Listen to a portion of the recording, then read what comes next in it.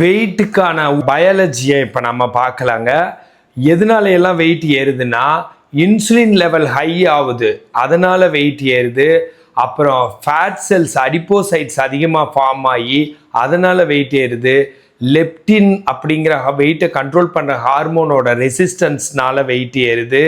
அது தவிர mitochondrial டிஸ்ஃபங்க்ஷன்னால wait ஏறுது. இதெல்லாம் நம்ம குறைக்கணும்னா நான் ஏரோபிக்ஸ் நான் வெயிட் பேரிங் எக்ஸசைஸ் பண்ணணும்.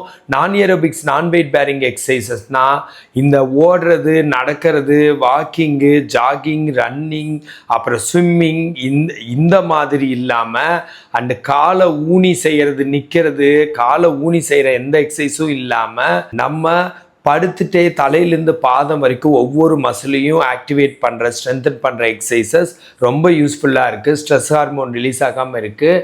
அந்த மாதிரி எக்ஸசைசஸ் நீங்கள் தெரிஞ்சுக்கணுன்னா எனக்கு கால் பண்ணுங்கள். ஃபிசியோதெரப்பி கன்சல்டேஷன் வேணுன்னா கால் பண்ணுங்கள். இந்த மாதிரி ஹெல்த் டிப்ஸ் வேணுன்னா ஃபாலோ பண்ணுங்கள். This is Prakash, physiotherapist.